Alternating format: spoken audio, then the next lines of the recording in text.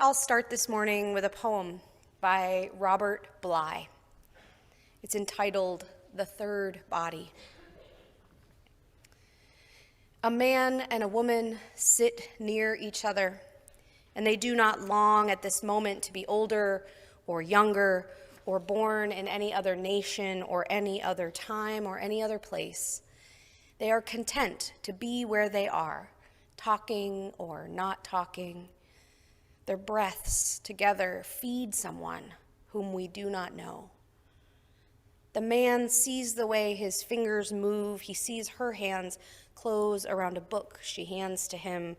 They obey a third body that they share in common. They have promised to love that body. Age may come, parting may come, death will come. A man and a woman sit near each other. As they breathe, they feed someone we do not know, someone we know of, whom we have never seen.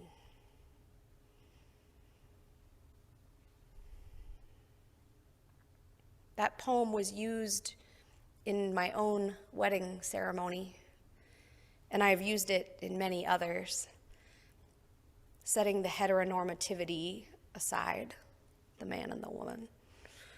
The poem shares with us the idea of the third body, which is created when people come together in loving relationship, not only in marriage, but any relationship between persons, two or more, that is founded on love. I'll come back to the third body in a moment. Last week, Reverend Hannah shared that she said that love has no boundaries. Do you remember? She said, come back next week for the second half of this two-part service.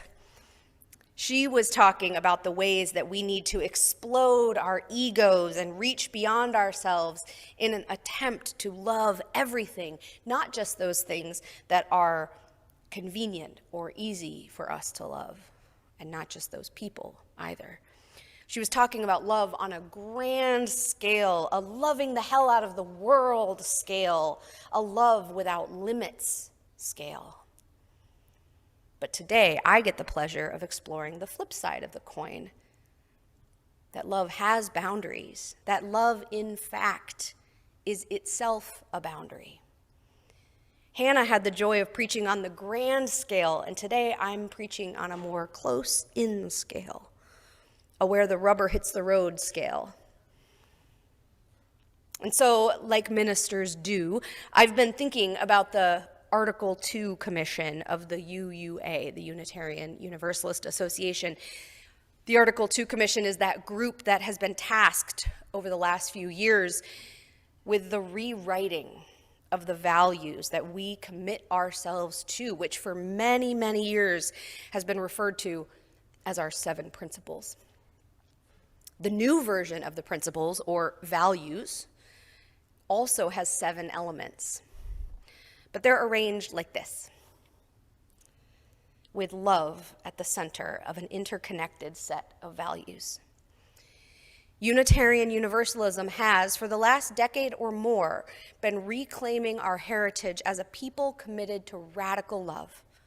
Historically, that radical love was the love of God. But in more modern times, we would say the radical love of people to create the world that we want to make real. This updated version of the UU values claims this heritage more clearly. In fact, our current 7 principles fails to name love at all. The new statement says, quote, "We draw from our heritages of freedom, reason, hope, and courage, building on the foundation of love. Love is the power that holds us together and is at the center of our shared values. We are accountable to one another for doing the work of living our shared values through the spiritual discipline of love." Now, certainly, if the delegates at the General Assembly this summer vote to approve this new version of our stated UU values, and if you want to be one of those delegates, please let me know. But if this gets approved, there will be countless ways that congregations will strive to understand exactly what is meant by the spiritual discipline of love. But suffice it to say that it is not a squishy, mushy emotion version of love that we're talking about here. We're talking about an active discipline, the kind that holds together a collective people and a collective set of values that includes equity, generosity, transformation, pluralism, justice, and interdependence. That's the kind of love we're talking about. And so I think of the love that we are naming here as an important component in that giant rubber band that holds us together as a faith. It is the third body. The thing about the third body, when I use this metaphor in wedding ceremonies, is that I name that the traditional understanding of marriage is inaccurate. Two do not become one. They become three. It's magic math. Love. In fact, when they pour their water into the common vessel or light the common flame or whatever it is they want to do in that wedding, I don't let them pour all their water or extinguish their individual candles. So we make three bodies together. Instead of losing ourselves in the relationship, in the marriage, or any relationship, a healthy love is one that allows for each person to care for their own individuality and to also care for the other person's individuality, and also to care for that third thing, the love itself, the commitment that holds the people together. It is not enough to simply care for each other. Care for that third thing is also important. In the wedding ceremonies, I often will tell the people to care for their marriage the way they would care for a child. Feed it, pay attention to it, give it time and space so it can grow. The third thing, the big rubber band, the love, is made because of the people within it, but it is more than the sum of those people. In the case of the big you love, that big rubber band that holds our faith together, we call that thing our covenant.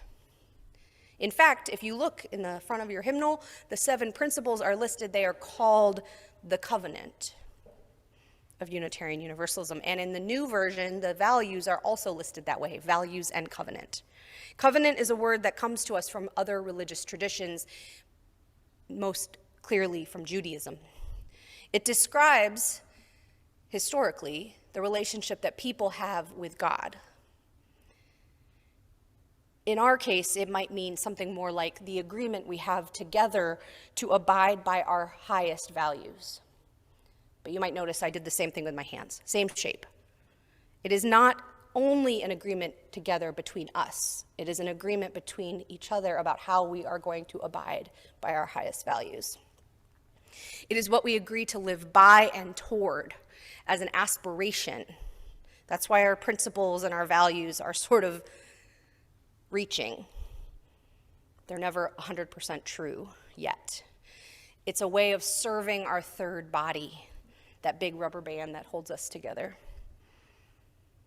Now, one of the blessings of Unitarian Universalism is that this love, this commitment to holding our covenant, is not rigid or small. It's big, expansive, and flexible.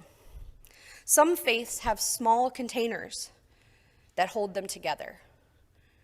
And for some people, that is exactly what they love and need, small and clearly defined. But for us, we have this rubber band boundary that holds us together, which sometimes is a little confusing. But our boundaries do, in fact, while never leaving any person out, as I said earlier, do leave out some ideas and some behaviors. Which means we need to shift gears a little bit. You ready? Shift gears. We're going to talk, that was a joke. Shift gears. Okay. We're going to talk about the smaller rubber bands that are inside the big rubber band. This big love that connects us is not just an idea. It's a community. It's a reality. It's made up of individual people. Like the third body, it does not exist without the individuals within it. Unitarian Universalism as a commitment does not exist if the Unitarian Universalists within it disappear. We are made up of the people. And so we need to zoom in closer to the individuals that make up the community of Unitarian Universalism. We're bound by that covenant that connects us all, that to serve that covenant, like the people in Robert Bly's poem. They obey a third body that they share in common. They have promised to love that body. As they breathe, they feed someone we do not know, someone we know of whom we have never seen. How? How do they do that? How do they love that body? How do they feed that someone? They do it through a larger commitment to the larger whole, while all the time bumping up against each other, holding themselves and others accountable to that higher commitment through individual actions. In religious communities, fellowships like this one, the people, if things are going well, the people strive well. They strive toward those highest ideals. But those communities, they are still made up of people. Oh, people. People. We are a mess. Have you met any people lately? We're a good mess. We're a beautiful mess. But we are just limited, mortal, flawed people. When I teach new UU classes, these people who come into this place and they're like starry-eyed. Some of you might still feel that way.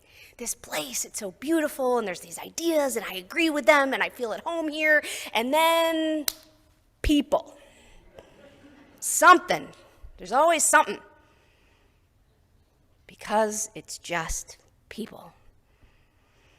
Each person has their own rubber band, as our worship leader Marie stated so beautifully for us. Each rubber band, if functioning well, is also stretchy and flexible, just like the one that holds us all.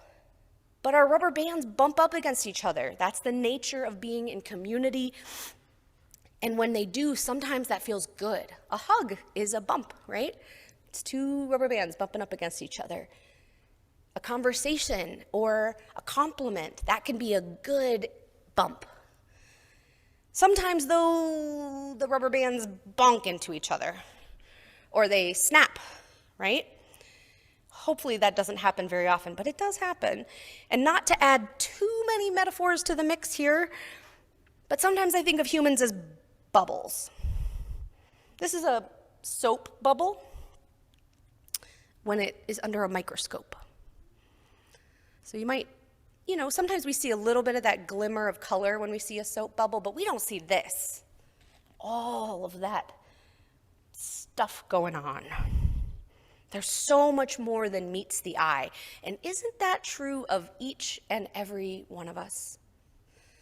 So much more going on under the surface than anyone would ever know unless they were close to you or unless you shared with them whatever was going on. But even then, even if you share, there's so much more, a lifetime more going on under the surface than anyone can totally understand. Recently, I had an experience here at the fellowship that is like one that I have almost every week. I was wandering around before service, greeting people, and I said, "How are you?" And perhaps something about the way I asked made them say, "Okay." And I paused, and I said, "Okay," trying to imitate that intonation that they had used. "Yeah," the person said, and then they briefly shared with me about a difficult diagnosis that they had recently received. And we talked a little bit about their treatment, and it didn't last too long, that conversation. But now I know so much more about what is going on for that particular person. And if I hadn't known, maybe I would have perceived their body language or their facial expression or their tone as about their mood or maybe even about me. Usually when we try to interpret other people's surface expressions, especially when we do so quickly or fleetingly, which is almost always the case, we interpret those expressions as about ourselves. I mean, right? I know I do. There's a whole scientific and psychological word that describes this phenomenon, but just think about an encounter that you might have with someone, just an imaginary encounter in your own mind right now. Let's say it's someone you don't know very well. Imagine that you wave at them, smile, say hi, and they barely lift their hand to wave back. Maybe they manage an uncomfortable looking smile. Imagine your immediate internal reaction. For many of us, it might be, man, what's going on? Are they upset with me? Or something else that has more to do with me than them. This is where our bubbles get squished together too much, merged, in fact. And we forget to allow each other to have our boundaries, or back to our metaphor, to allow our rubber bands to bend but not break. In therapeutic or psychological speak, this is called self-differentiation. I learned so much about self-differentiation in seminary, in preparation to become a minister. Sorry, Steve, a lot of self-differentiation happening in seminary, probably already has happened. And it was hard to understand at first. I mean, I got it. Yeah, of course, we're all individuals. We all have boundaries. Yeah, but what about it? Self-differentiation means approaching others from a stance of knowing where I end and where they begin. Where I end and where they begin. Which means I have a stability about myself, a core understanding of who I am, what I value, what my larger values are that I am aspiring to. And I don't allow that bump or even that bonk of another person against myself, usually emotionally that happens, to invade my boundaries. So a real life example might be that someone comes to me and tells me that they are really, really upset with something that I said in a sermon. Oh, wow, please tell me more, I might say. And then we would have a conversation about their feelings, and I would do my best to acknowledge whatever harm I caused through my words or my actions. But ultimately, I would be able to know that their feelings are their feelings. They might have some relationship to my actions, in which case I have a responsibility to repair harm, apologize, change my behavior, maybe use different words the next time I'm talking about that thing in the sermon. But I can allow them to be upset without it being about me. Remember, there is so much going on inside this person. Love as a boundary says that we can honor another person. We say we honor each person in their wholeness. This person's wholeness includes them being upset. I can honor that without absorbing their feelings into my own. Does that make any sense? A non-self-differentiated response would be, oh no, I'm so sorry. Oh my God, now I'm so upset about that, the fact that I hurt you. And then I would go off and stew about it for a week. I mean, I've had that experience. That's a non-self-differentiated response. Allowing myself to know where I end and they begin means having respect for their boundaries and having respect for my own. Oh, I might say inside my own head, that is about them. so often that is about them in all walks of life. We are constantly looking out from inside of our own rubber bands with all these experiences and perspectives. And then when we bump up against another person, we use all of those experiences and perspectives to interpret what that bump meant. But we often fail to recognize that the other person also has their own experiences and perspectives, that a lot is also going on inside them. That we can have compassion for each other when we bump.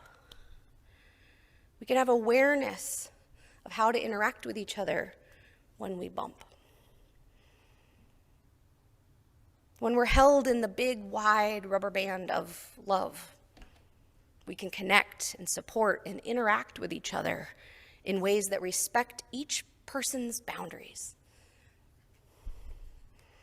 Each individual, flexible and stretchy though they might be, we still can hold each other accountable.